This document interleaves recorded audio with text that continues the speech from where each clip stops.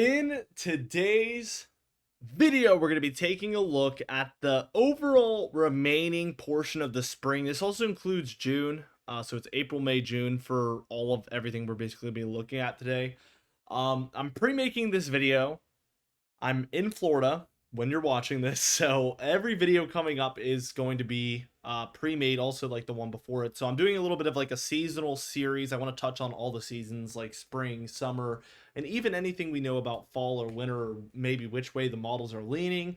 Although it is very far out, so keep that in mind. You're going to want to take all of it with a grain of salt, but it is interesting to a lot of people, so we're going to be going over all of those things. And they're excellent videos to pre-make because it doesn't matter if I make it today or yesterday or the day before, because this information only changes like once a month. So it's the perfect kind of videos. Hope you enjoy. Let's just take a look first off at the European seasonal models temperature outlook for this time frame. We're going to be going over 3 different models today for temperature and precipitation, and also taking a look at NOAA's, the Climate Prediction Center's forecast for this time frame as well, breaking it all down. What was interesting to me as I was looking at all of this is we continue to see this positive P&A on almost all of the models, just trending straight into April, May, June. This is surprising just based off of how March went in early April, because this is kind of reverting us back to a more similar pattern to what we had in the winter. Obviously, everything is, 20, 30 to 40 degrees warmer, depending on which month it is in this specific time frame, this 3-month period. But compared to normals, it is kind of similar. So we're looking at this warmer pattern in the west, and oftentimes we get more troughing in the east when this happens. So we can expect, and we see here that it's near normal, probably below normal in here. Your jet stream is probably ridging according to this model and troughing in the east. Now, what would this do? What would this mean? And overall, slightly cooler conditions over that time frame in these areas than the regions to their west. But not only that, we have this kind of like battle zone in between, where we could see a lot of storminess. We could be seeing more severe weather. Typically, the contrast between the warmth and the cold is going to be a bad thing for severe weather. So when we see this above normal temperatures in the south compared to their normal, they're already typically warmer than the areas to the north. But when they're warmer than normal and these areas are near normal to below normal, you get a higher contrast between the northern and southern areas here. And that can create just more instability in these areas in between. So I would suspect if this pans out, we would see more activity as far as severe weather for April, May, June, which is crazy because we've already seen a more active severe weather season so far for January, February, March, and what we know of so far in April. So this would be incredibly bad news. Let's move on to the CFS model. A lot of them change in resolution, so you might notice there's some like visual differences, but overall we can tell that there's mostly warmer conditions here in the west still, and then the same thing near normal to below here in the north central and northeastern states, and then above normal as well for the deep south. So again, we get this further below normal temperatures in the kind of Great Lakes area, further above in the deep south. This, again, is that same contrast effect where we have just more difference between the warmth to the south and cold to the north. Looking at the CANSIPS model, not typically when you see people break out, but we're going to look at all of them today.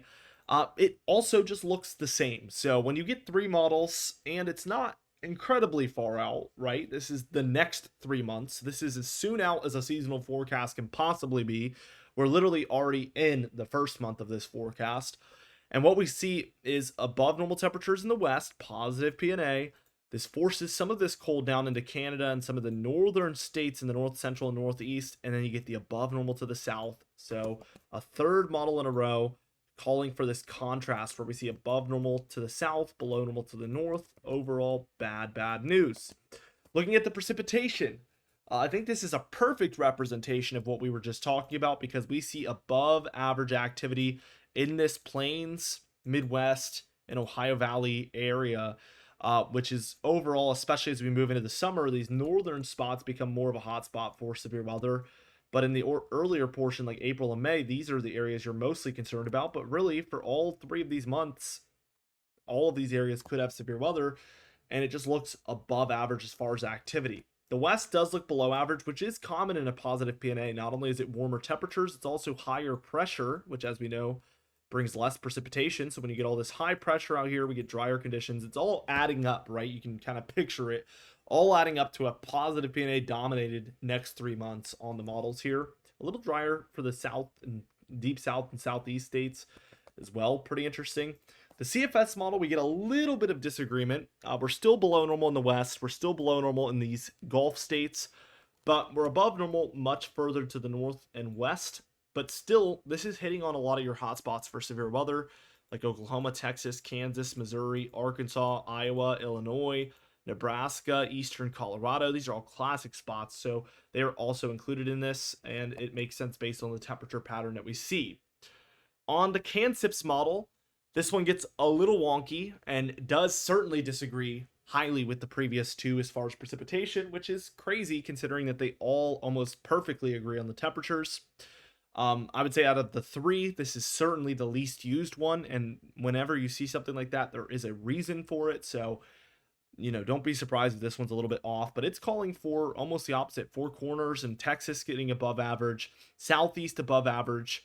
The west is below average. That's true on all three here, but we see these same areas that both of these models before this one were saying, hey, increased activity, increased severe weather, that temperature contrast coming into effect. And the temperature contrast is on this model, but we just get drier conditions for the plains, Midwest, parts of the deep south, Ohio Valley, northern plains, and upper Midwest. This is definitely an outlier. Consider it, but I would say with the two before this agreeing with each other, that is probably the way things will most likely go.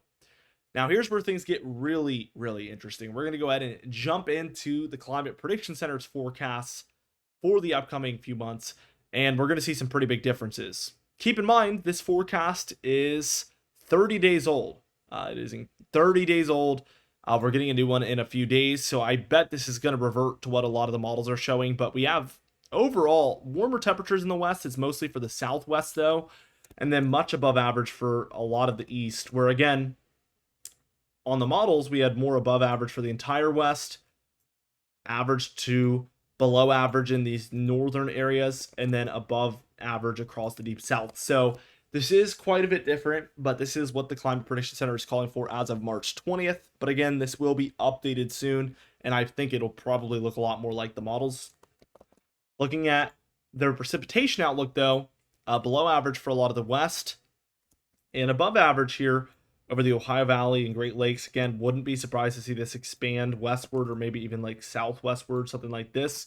But this is sort of on par with what we've been seeing from the models. But again, it's from March 20th. I bet we're going to see some big changes here coming up very, very soon.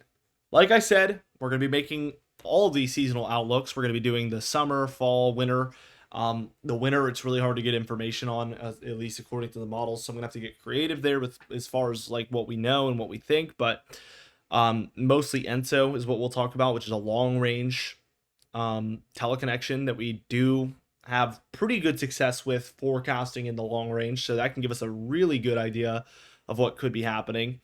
But last year, everybody thought it was going to be a La Nina, even in the fall and late summer, and it just never came. It was just neutral ENSO almost, which is in between El Nino and La Nina for the fall, the winter, and that La Nina really, really hesitated compared to especially what people were calling for and what the thoughts were. So there is sometimes where we have trouble forecasting it, but I'm going to try to give you a good idea about all of those things. Be sure to subscribe. We upload every single day, even when I'm on vacation, even when I have to pre-upload it. So be sure to subscribe. You can even hit the bell icon for daily notifications when we upload so you never miss one. Be sure to like the video if you did enjoy it. Leave a comment down below, and I'll see you guys in the next video.